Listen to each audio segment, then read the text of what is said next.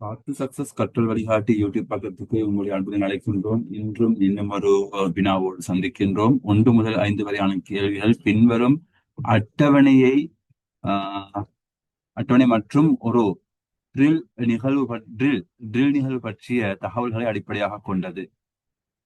1, 2, 3 என்று 16 வரையான எழுதப்பட்ட மாணவர்கள் எக்ஸ் WXYZ என குறிக்கப்பட்ட வரிசைகளில் ஒரே மாதிரியான இடைவெளிகளில் ஒருவருக்கொருவர் வடக்கு நோக்கி நிற்கிறார்கள். இப்படி நிற்கிறாங்களா எல்லாரும் ஆரம்பத்துல? அவங்க சொல்றாங்க எல்லாரும் வடக்கு நோக்கி நிற்கிறாங்களாம். வடக்குன்னு சொல்லும் போது சாரி,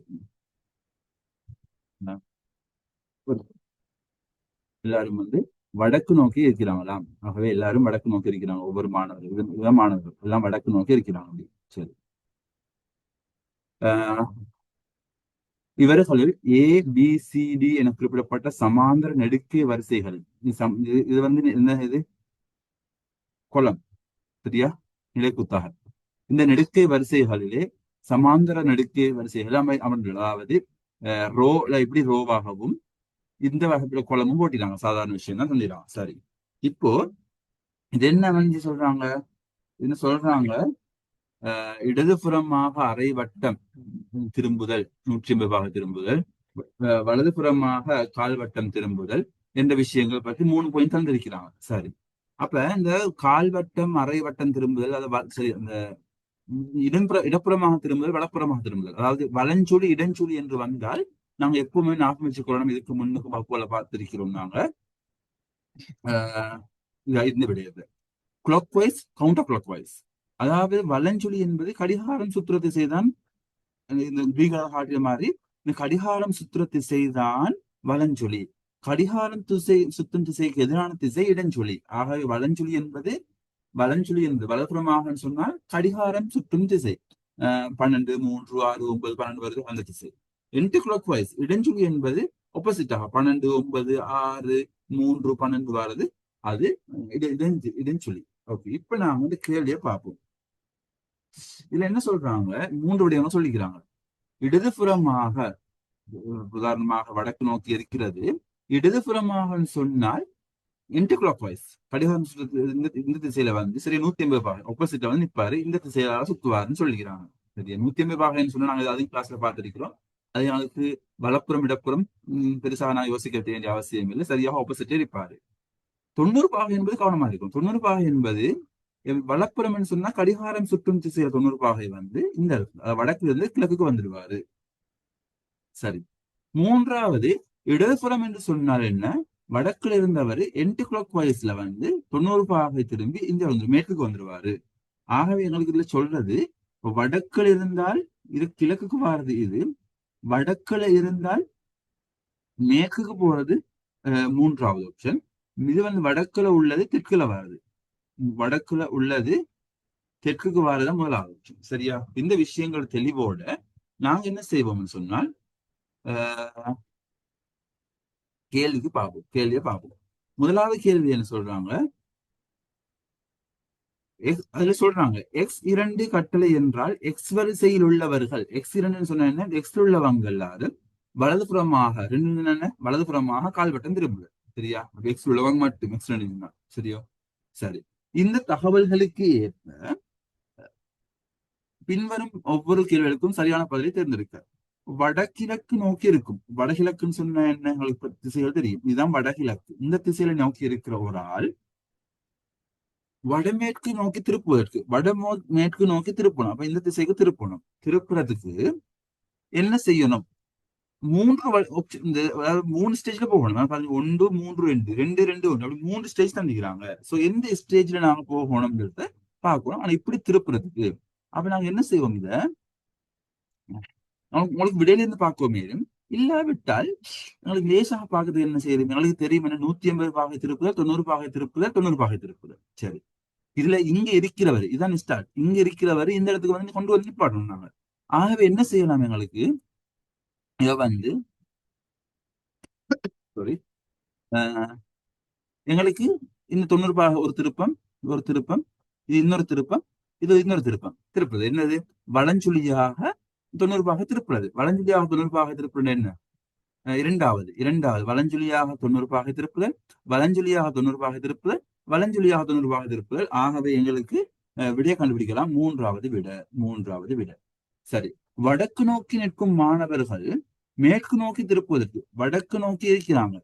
இவங்களை மேற்கு நோக்கி திருப்பணும் என்று சொன்னால் எங்களுக்கு தெரியும் மூன்றாவது ஆப்ஷன்ல டிரெக்டா மேற்கு திரும்பிடுவாங்க. ஆனா 3 ஸ்டெப்ஸ்ல திரும்பணும். அவங்க ஒரு ஸ்டெப்ஸ் இல்ல, 3 ஸ்டெப்ஸ்ல திரும்பணும். அப்ப எப்படி நாங்க செய்யறோம்?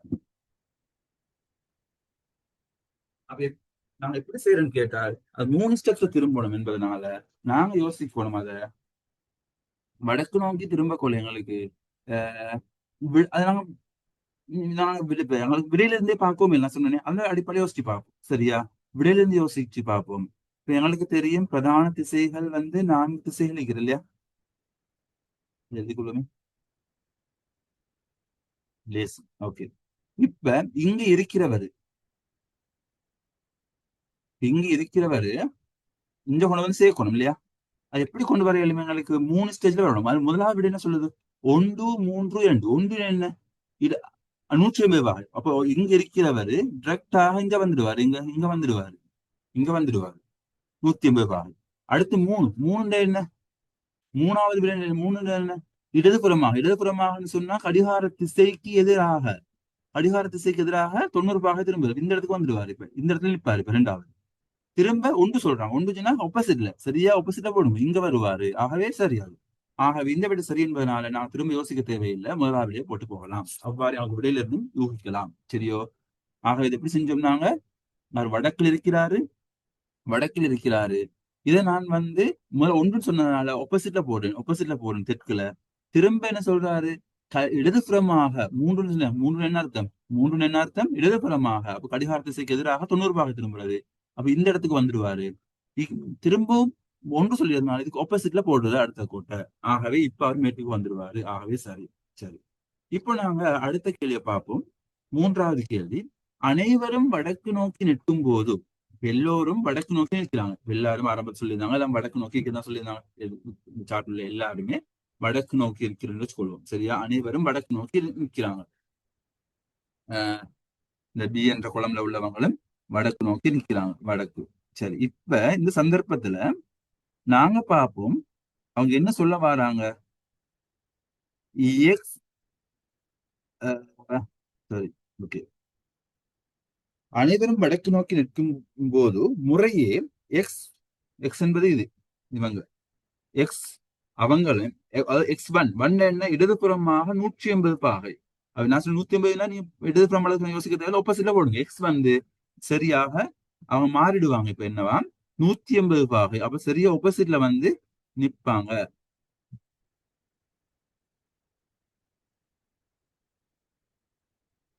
சரியோ? அப்ப என்ன செய்வாங்க? வடக்கு நோக்கி இருந்தவங்க இப்ப அவங்க என்ன செய்வாங்க? இப்ப எல்லாரும் தெற்கு நோக்கி வந்துருவாங்க. இவங்க இப்ப தெற்கு நோக்கி இருப்பாங்க.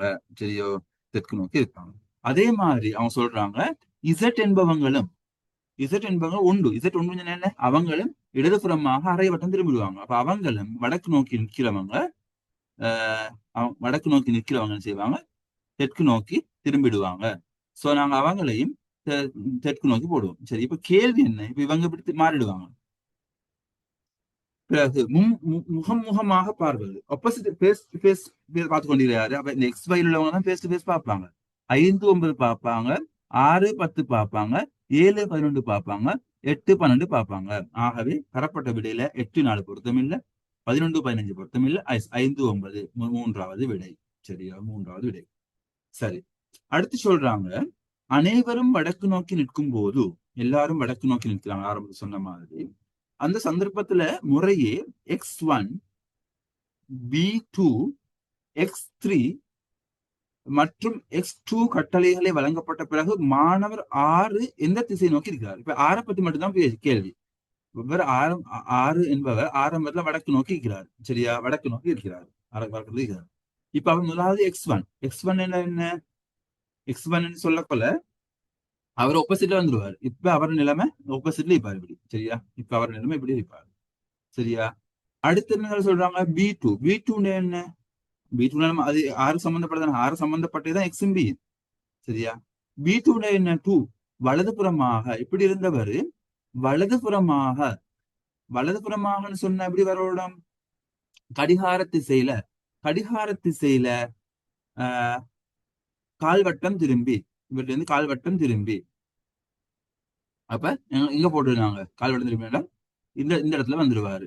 சரி, கால்வட்டம் திரும்பி இந்த இடத்துக்கு வந்துருவாரு. ஓகே. திரும்ப X3 X3ன்னு சொன்னா என்ன? X3ன்னு சொன்னா என்ன? X3ன்னு சொன்னால் இடதுபுறமாக 90 பாகை. X3 இடதுபுறமாக 90 பாகை. திரும்ப பழைய இடத்துக்கே வந்துருவாரு, இங்கே வந்துருவாரு. சரியா? திரும்ப வேற X2 மரகதம் வலதுபுறமாக அதே இடம். X2 சொன்னா என்ன? X2 B2 எல்லாம் உண்டு தான் இல்லையா? இப்படி திரும்ப அங்க போயிடுவார். ஆகவே அவருடைய நிலைமை, கடைசி நிலைமை மேற்கு வரும். விளங்கிச்சுதா? அதாவது ஆரம்பத்துல வடக்கு நோக்கி இருக்கிறாரு, அவர் இப்ப தெற்கு நோக்கி வந்துட்டாரு.